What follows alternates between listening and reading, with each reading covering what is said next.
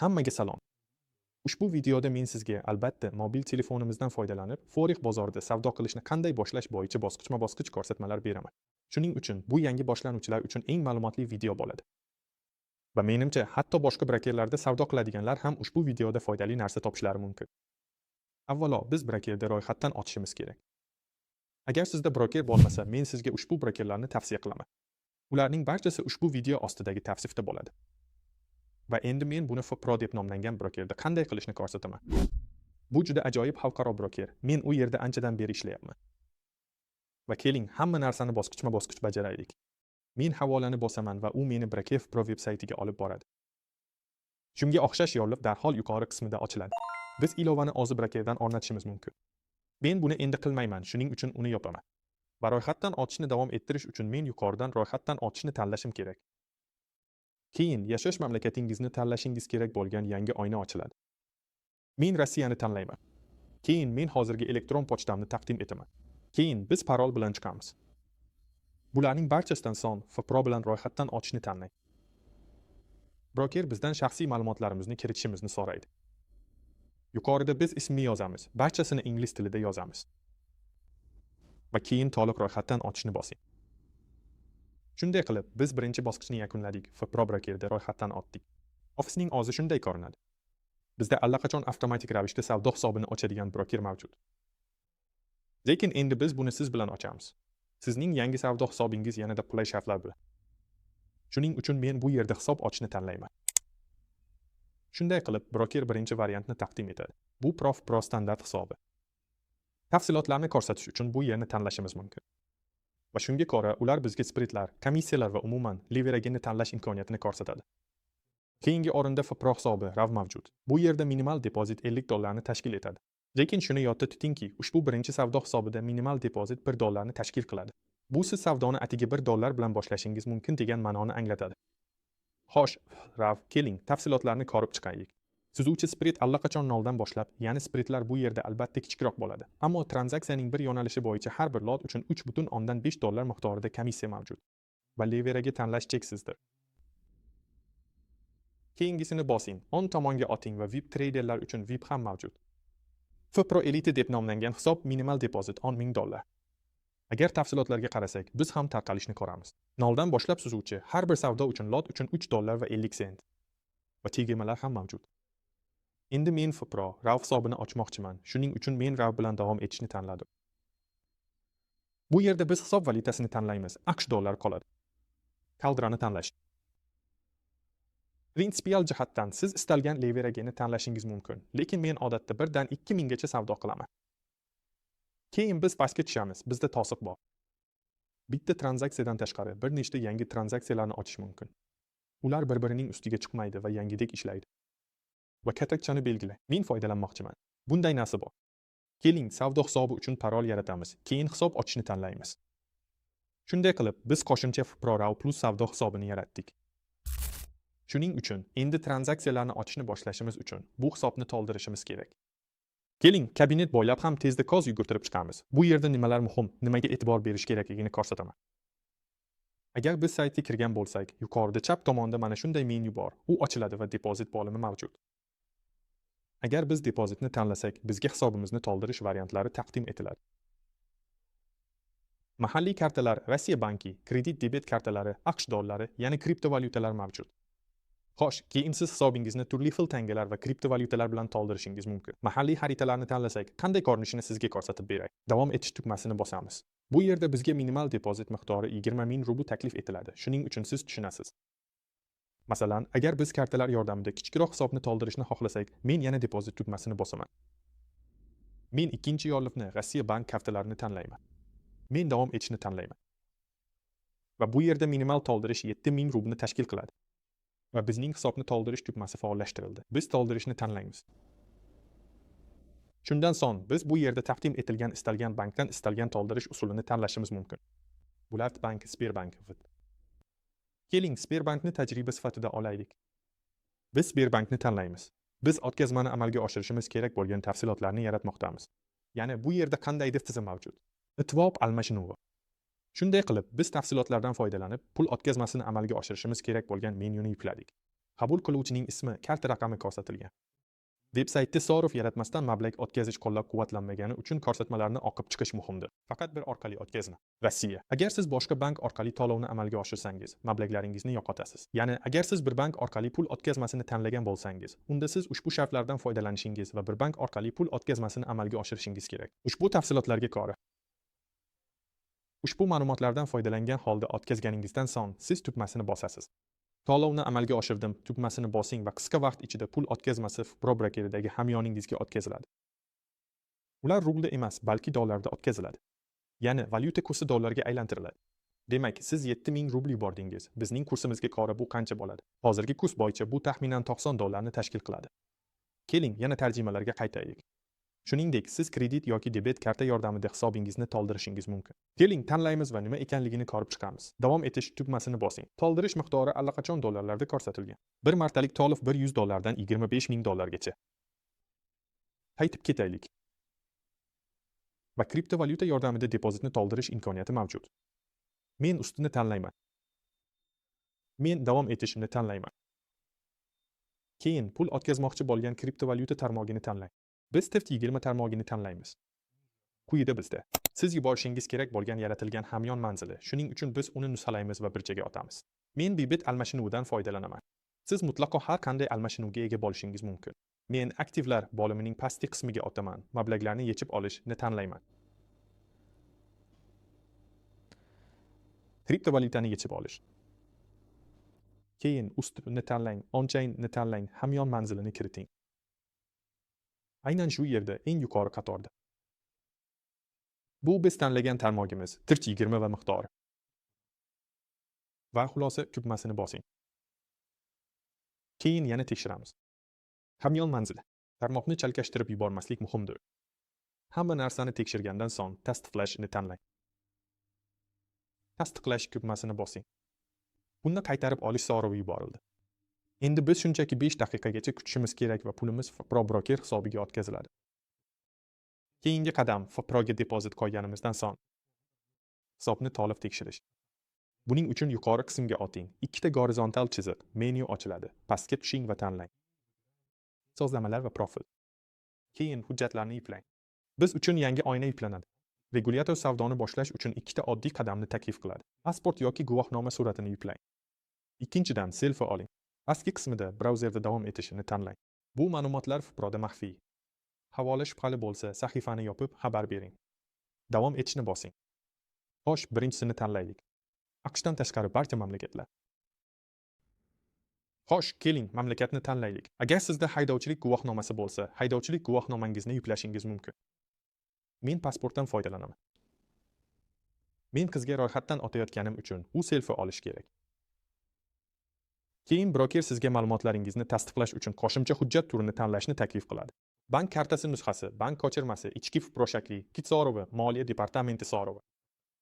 Men shaxsan o'zim uchun bank ko'chirmasini tanladim. Sizda Tinkoff yoki Sberbank borligi muhim emas. Ilovaning o'ziga oting, qidiruv natijalarida bayonotni qidiring. Va u yerda yoki qo'llab-quvvatlash bilan siz muloqot qilasiz yoki o'zingiz ko'chirma olasiz. Shunday qilib, ertasi kuni men tasdiqlashni oldim. Hamyonimga $50 o'tkazib qo'yilgan. Endi bizning vazifamiz ushbu hamyondan biz yaratgan savdo hisobiga mablag'larni o'tkazish. Men bu yerda tarjima qilishni tanladim. Biz pul o'tkazadigan savdo hisobini tanlaymiz. Bu aynan Hedging Trust Plus nima ekanligini anglatadi. Bu bizning savdo hisobimiz. Iltimos quyida miqdorni ko'rsating. $50 va hamma narsani o'tkazing. Bizning savdo hisobimiz faollashtirildi. Shuningdek, ilovaga kirganingizda, brokeringiz dastlabki bosqichda siz uchun avtomatik ravishda savdo hisobini ochishini va undan foydalanishingiz mumkinligini unutmang. Lekin men yaxshiroq taklifdan foydalanishga qaror qildim. Shuning uchun qo'shimcha rav ochdim. Bundan tashqari, yana yuqoriga qaytaylik. Depozit ostidagi 3 ta gorizontal chiziqni tanlang. Bizda Pro Premium Tube yorligi mavjud. Standart daraja. Bu shuni anglatadiki, siz ushbu broker bilan savdo qilganingizda. Shunday qilib, chegirmalar olinadi. Chegirmalar bu sarflangan komissiyalar uchun pulni qaytarishdir. Ya'ni qancha ko'p hajmli lotlar ochsangiz, shuncha ko'p chegirmalar olasiz. Keyingi bosqichda bizda do'stingizni taklif qiling. Siz sherikni taklif qilishingiz mumkin va siz ushbu sherikdan qo'shimcha pul ham olasiz. Siz hamkor bo'lishingiz mumkin. Bu ham ajoyib xususiyat. Sizning sheriklik hisobingiz ochiladi. U yerda siz sheriklik havolasini yaratasiz va hamkorlarni taklif qilasiz. Quyida bizda bor. Sport va fikr mulohaza. Bu to'g'ridan to'g'ri. Qo'llab-quvvatlash bilan to'g'ridan to'g'ri suhbat. Bu yerda siz telefon raqamingizni qoldirishingiz va vaqtni yozishingiz mumkin. Siz chat orqali ham muloqot qilishingiz mumkin. Qo'llab-quvvatlash yaxshi. Men allaqachon tekshirib ko'rdim. Ular tezda javob berishadi. Asboblar, panel savdoga mavjud. Keling, darhol ochamiz. Bu yerda biz xalqaro fond birjalarida aktivlar kotirovkalari va sessiya jadvallarini ko'rsatamiz. Qaytib ketaylik. Keyingisi iqtisodiy taqvim. Vaqt, voqealar, valyuta va yangiliklarning o'ziga xos ahamiyati bor. Shunga mos ravishda, agar qizil bo'lsa, bu jiddiy biror narsa sodir bo'lishi mumkin. Bu narxning o'zgarishiga ta'sir qilishi ehtimol. Tahliliy o'quv materiallari asosan yangi boshlovchilar uchun, tradingda asosiy jihatlarni o'rganishga qiziqqanlar uchun mo'ljallangan. Shuningdek, elektron kitoblar va juda ko'p vebinarlar ham bor. Bu o'z yo'lini endi boshlayotganlar uchun foydali ma'lumot. Mavzu qorong'u. Biz shunchaki mavzuni o'zgartirishimiz mumkin. Qaysi birini xohlasangiz. Xo'sh, profil sozlamalarida parolingizni o'zgartirishingiz mumkin. Va ular aytganidek, hisobingiz xavfsizligini mustahkamlang. Endi muhimroq narsaga o'taylik. Keling, asosiy narsaga o'taylik. Biz oynani pastga aylantiramiz. U yerda savdo hisobimiz joylashgan. 3 ta gorizontal nuqta bor. Uni tanlang va hisob ma'lumotlarini tanlang. Endi muhim qismi. Endi biz Forexda savdo qilishingiz mumkin bo'lgan MT5 terminalini o'rnatamiz. Men buni juda qulay deb bilaman. Men bunga ko'nikib qolganman va menga yoqadi. Bu yerda bizda ba'zi muhim ma'lumotlar bor. Bu server. Avval App Store'ga oting va MetaTrader 5 ni yuklab oling. Keling, uni ochamiz. Ruxsat bering. Biz qabul qilishni tanlaymiz. Bekor qilish. Darhol biz uchun qidiruv paneli paydo bo'ladi. Qidiruv satriga biz brakerning nomini yozamiz. Pro. Mana u bizning oramizda paydo bo'ldi. Keyingi server qayerda? Biz yakunlayapmiz. Keling, MetaTrader 5 ga o'tamiz. Bizda prompt fee va live 02 mavjud. Endi bu yerga boraylik. Va server qayerda bo'lsa, live 02 ni tanlang. Tizimga kirish. Kirish bizga bu yerda berilgan edi. Shuning uchun biz uni nusxalaymiz va shu qatorga joylashtiramiz. Keyingi parol. Parol hisobni yaratishda yaratgan parolingiz bilan bir xil. Bizning savdo terminalimiz darhol yuklandi va biz $50 qoldiqni ko'rdik. Endi nima qilishingiz kerakligini va u bilan qanday ishlashni tushunishingiz uchun ushbu terminalni tezda ko'rib chiqay. Xo'sh, bizda quyida bor. Faol panel kotirovkalar, keyin grafiklar, savdo, tarif va sozlamalar bilan boshlanadi.